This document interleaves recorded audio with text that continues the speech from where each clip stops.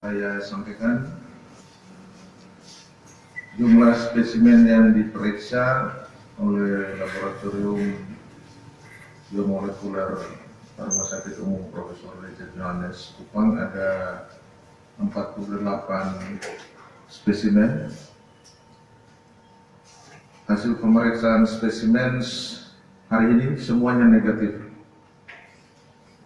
Spesimen berasal dari Kota Kupang, ND, Manggarai Barat, Manggarai Timur, Manggarai, Sumba Timur, dan Sumba Barat Daya. Total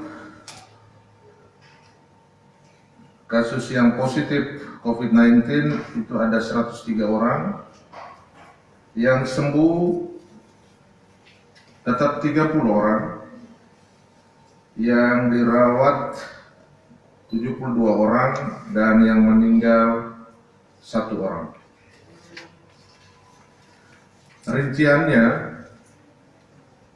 dari Kota Kupang yang positif COVID-19 ada 29, sembuh 12, saat ini dirawat ada 16 dan meninggal 1. TTS 4, sembuh 3, saat ini dirawat tinggal 1. Rotenda 2, sembuh 1, tinggal 1. ND 12, sembuh 2, masih dirawat 10. Sika 27, sembuh 6, masih dirawat 21. Flores Timur 2, dan saat ini masih 2. Manggarai 1, Nagekeo 3, Manggarai Barat 15, sembuh 4, masih dirawat 11. Kemudian Sumba Timur 8, yang sembuh 2 dan saat ini dirawat 6. Jadi total pasien COVID-19 positif 103, sembuh 30, saat ini dirawat 72 dan meninggal 1. Perlu kami sampaikan bahwa dalam waktu dekat kita akan mendistribusikan cartridge untuk pemeriksaan swab di kabupaten yang ditunjuk dengan menggunakan tes cepat molekuler atau TCM.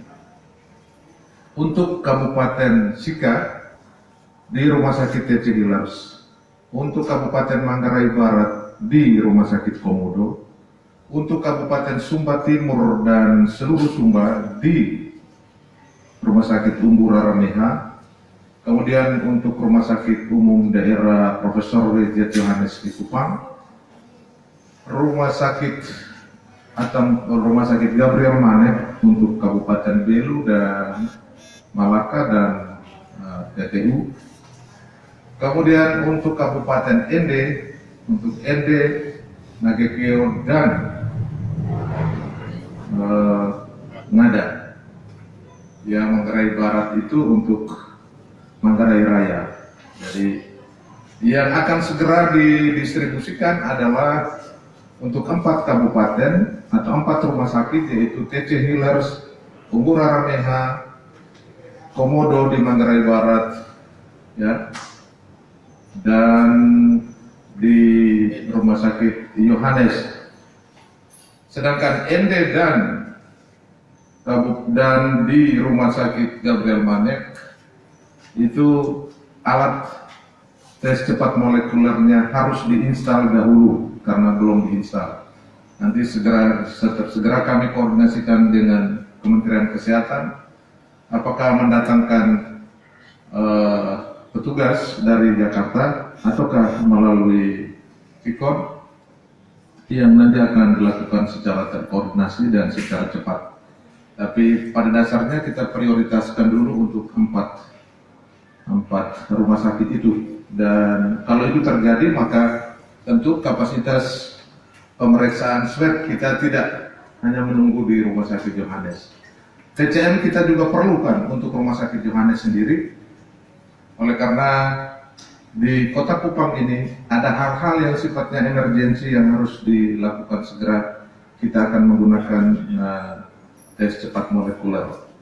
Soal waktu antara tes cepat molekuler itu 45 menit, hasilnya kita bisa langsung dapat. 45 menit dibandingkan dengan PCR real time ya, yang ada sekarang itu 7 jam.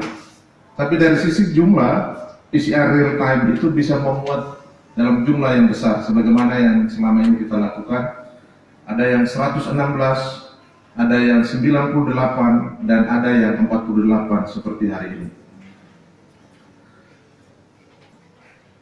Dalam mempersiapkan penerapan ya kebijakan new normal, tentu hal-hal yang ini kita harus siapkan baik-baik, termasuk kesiapan unit-unit pelayanan yang kemarin sudah saya sampaikan ke teman-teman. Kita akan juga mempersiapkan puskesmas-puskesmas di wilayah provinsi ini untuk nanti pada saatnya dapat memberikan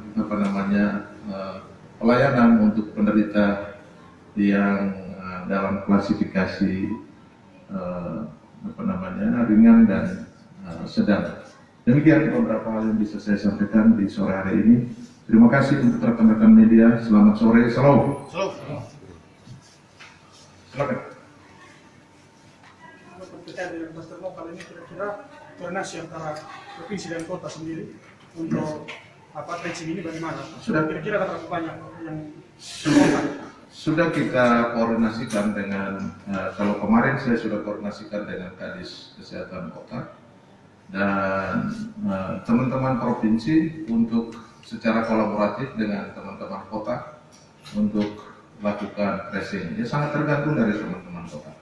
Kalau teman-teman dari kota setuju, ya kita kolaborasi sama-sama, khusus Kota Kupang. Demikian.